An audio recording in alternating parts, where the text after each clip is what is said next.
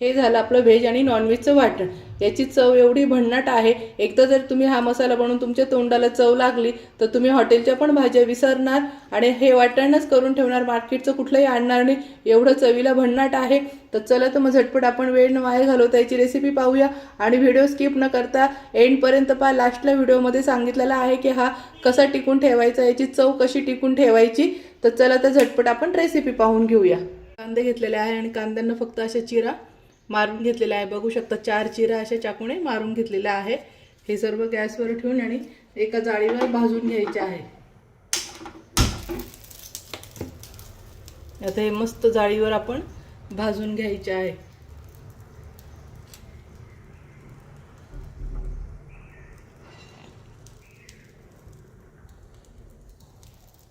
कांदा इथे खूप छान भाजला गेलेला आहे। आता आपण हा काढून घेऊया।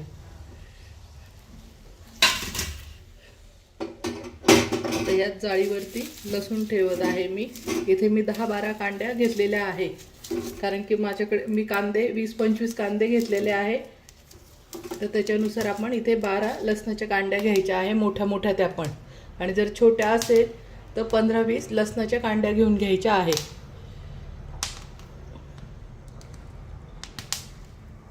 त्या पण मस्त भाजून घ्यायच्या आहे जाळीवरतीच। उलट्या पालट्या करून लसणाच्या कांड्या अशा भाजून घ्यायच्या आहे।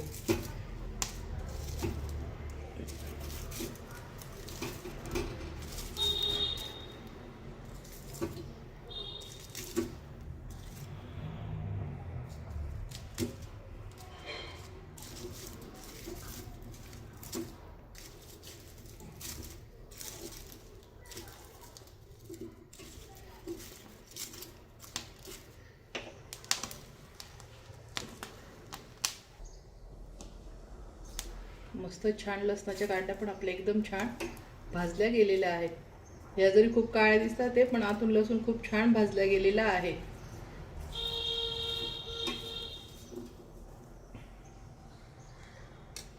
आता लसणाच्या कांड्या पण आपण काढून घेऊया। आता त्यावरच मी खोबऱ्याच्या वाट्या भाजून घेते।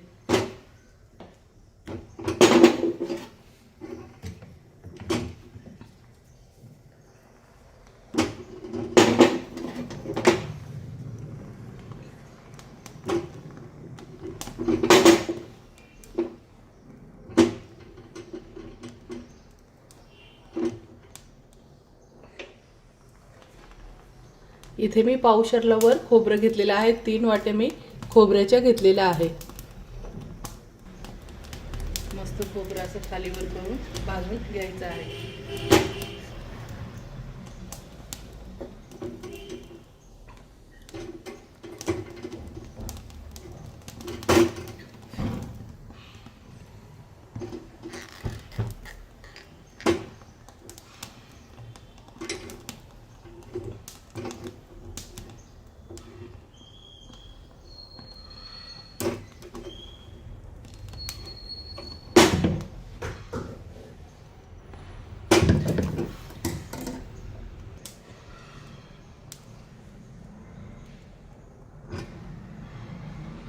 खोबऱ्याच्या वाट्या पण मस्त भाजायच्या आहे। ह्या पावशरला थोडा वरती आहे, मोठ्या वाट्या आणि जाड आहे।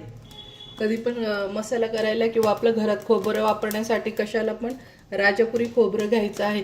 राजापुरी खोबऱ्याने खूपच छान चव येते भाज्यांची आणि ह्या खोबऱ्यामध्ये एवढं ऑइल असतं ना, तर त्याच्यामुळे भाज्यांची पण तर्री खूप छान येते किंवा कुठलंही आपण फ्राय करतो तर छानच लागतात। हे पाहू शकता किती मस्त तेल आधीच सुटलं आहे लगेच।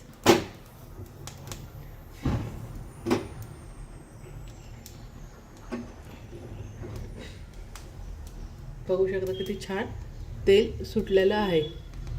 हे बघा ओल्या ओल्या दिसतात ते ना, हे बघा किती छान तेल आलेलं आहे बघा। राजापुरी खोबऱ्याची ही खासियत राहते की तेल खूप छान असतं, त्याच्यामुळे भाज्यांना पण तरी कमी बी तेल टाकलं तरी खूप छान सुटतं।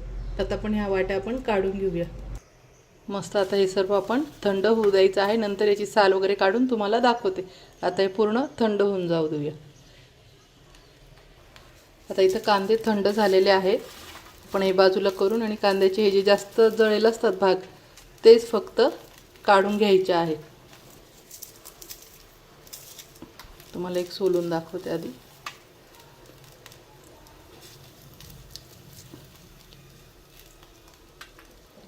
कांद्याचा हा जो भाग असतो तर हा आपल्याला काढून घ्यायचा आहे. अशा पद्धतीने कांदे सर्व घेऊन घ्यायचे आहे.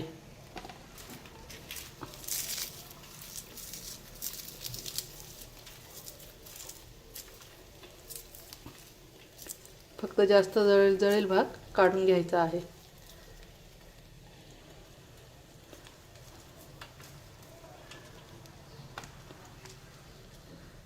पुन्हा हे कांद्याचं टोक काढून घ्यायचं.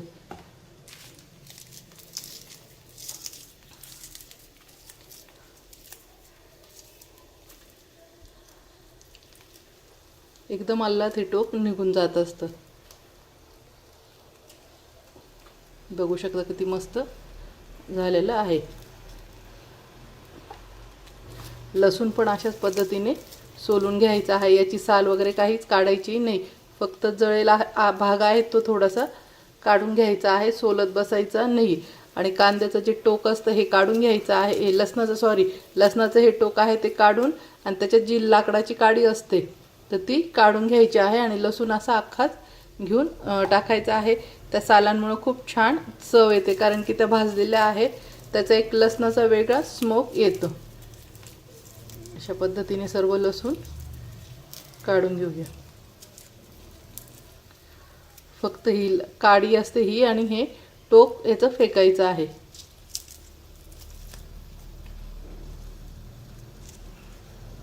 आता अशा पद्धतीने आपण सर्व सोलून घेऊया. झालं आपलं सगळं भाजून, आणि हे अशा पद्धतीने मी सर्व साफ करून घेतलं आहे. कांदा, लसूण, खोबरं पण चिरून घेतलेलं आहे. आता याच्यात आपण बाकीचे खडे मसाले टाकून आणि मिक्सरला फिरून घेऊया. इथे खडे मसाले घेऊन घेतलेले आहे. बघू शकतात इथे तेजपान घेतलेलं आहे, ते टाकून घ्यायचं आहे. त्यानंतर इथे मी वेलची घेतलेली आहे, लवंग आहे, दालचिनी आहे, त्याच्यानंतर काळी मिरी आहे, धणे, बडीशोप, आणि हे कबाब चिणी म्हणतात त्याला. ही अशी असते दांडीवाली. एक मिनिट जवळून दाखवते. हे बघ, ही अशी दांडी असते, त्याला कबाब चिणी म्हणतात. ती काळी मिरीवाणी दिसते पण थोडीशी वेगळी राहते, त्याला कबाब चिणी म्हणतात. ते पण घेतलेले. आता सर्व मसाले आपण यात टाकून घ्यायचे आहे आणि हलकेसे भाजून घेऊया. त्यानंतर इथे मी पांढरी तीळ पण घेतली, ती पण या मसाल्यांमध्येच टाकून आणि ती पण भाजून घ्यायची आहे.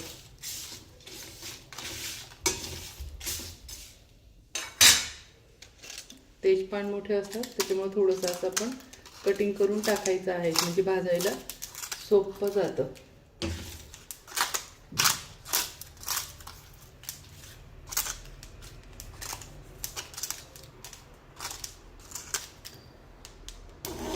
मस्त आहे. 2 मिनिटासाठी भाजून घेऊया. जास्त जाळायचं पण नाही, नाहीतर भाजीची चव बिघडेल, मसाला कडू होईल.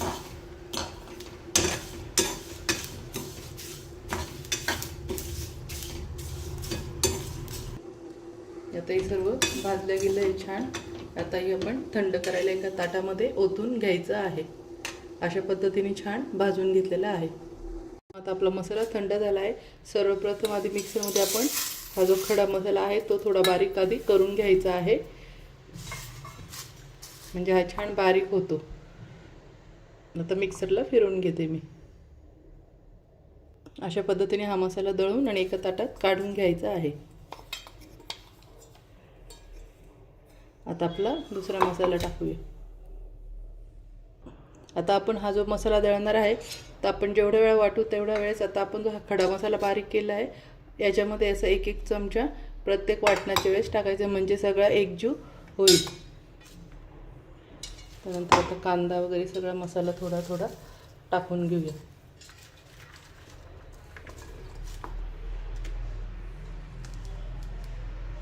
आता हे मस्त मिश्रण मसाला हे आपलं वाटण करून घेते.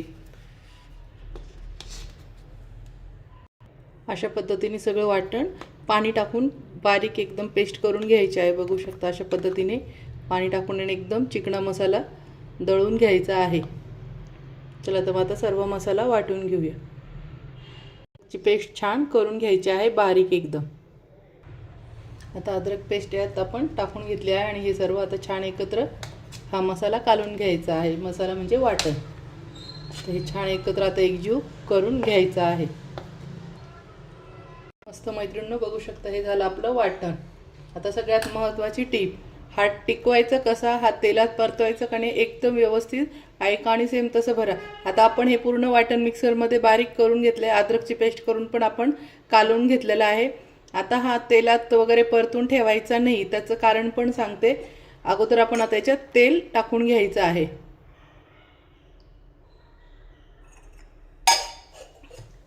आता यात तेल टाकून आणि हा मसाला छान कालवून घ्यायचा आहे, फक्त कालवून घ्यायचा आहे.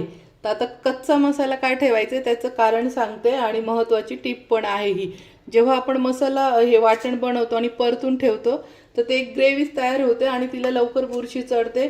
ते 15 दिवस पण टिकत नाही, महिनाभर तर लांबच आहे. तर हा मसाला तुम्ही 1 महिनाही ठेवला तरी त्याची चव पण जाणार नाही, कलर पण बदलणार नाही आणि खूप छान टेस्टी लागेल. आता यात मी सगळे खडे मसाले टाकले, कांदा, खोबरं, लसूण, अद्रकपासून सर्व टाकलं. पण तुम्ही बघितलं का यात मी लाल मिरची, हळद, मसाले काहीच टाकलेला नाही. याचं कारण असं आहे की आपल्याला भाज्या वेगवेगळ्या बनवायच्या आहे. एक वाटण पण अनेक भाज्या. कधी आपल्याला चिकन खरडा, मटन खरडा करायचा तरी आपण हे वाटण टाकू शकतोय आणि हिरव्या मिरच्या वरतून दळून टाकलं की झालं आपला चिकन खरडा किंवा मटण. किंवा आपल्याला ग्रीन चिकन, ग्रीन मटण बनवायचं तर त्यावेळेस पण तुम्ही हिरव्या मिरच्या वेगळ्या वाटून आणि फक्त हा मसाला टाकला की झालं तुमचं green paneer, green chicken, mutton, green fish तुम्ही करू शकता. पॉपलेटला पण हा मसाला फक्त हिरवी मिरचीची पेस्ट करून घ्यायची, एकत्र घालून पॉपलेटमध्ये तुम्ही भरला की झालं आपलं पॉपलेट पण तयार. त्याच्यामुळे कधी पण मसाला, हळद वगैरे काही टाकून ठेवायचं नाही आणि तळून पण ठेवायचं नाही. हा अशा पद्धतीने करायचा आहे. डब्यात भरताना पण मी तुम्हाला आता दाखवते. तर आता आपण हे डब्यात भरून घ्यायचं आहे आणि डब्यात भरल्यावर थोडंसं वरतून तेल टाकायचं, म्हणजे थोडंसं किंचित तेलाचं थर येईल, जेणेकरून आपला मसाला जसला तसाच राहणार आहे. तेलामुळे हा मसाला बुरशी लागत नाही, खराब होत नाही आणि त्यानंतर याचं सगळ्यात महत्त्वाचं टेस्ट बदलत नाही. त्यामुळे आपल्याला तेल टाकायचं, इथे विनेगर टाकायचं नाही. विनेगर टाकल्यानंतर हा मसाला कुचका बनतो, कस राहत नाही त्याच्यामुळे आपल्याला कुठलंही केमिकल वगैरे काही न वापरता, विनेगर न वापरता आपल्याला एकदम होममेड ही पेस्ट करून ठेवायची आहे. तेल टाकायचं आहे. इतकी सुंदर चव लागते. हा मसाला कच्चा तेलामध्ये आपण तळून घ्यायचा. जी पण भाजी बनवायची याच्यात तुम्ही व्हेज, नॉनव्हेज सगळ्या प्रकारच्या भाज्या, कोरड्या भाज्या, पातळ भाज्या, तर्रीच्या भाज्या सगळ्या करू शकता ते. तर मस्त मैत्रिणींनो, कशी वाटली माझी रेसिपी? असेच नवीन नवीन व्हिडिओ पाहण्यासाठी, नवीन रेसिपी पाहण्यासाठी माझ्या चॅनलला लाईक करा, सबस्क्राईब करा आणि शेअर करा. तोपर्यंत मस्त खा आणि मस्त रहा. आता हे मी डब्यामध्ये भरून ठेवते.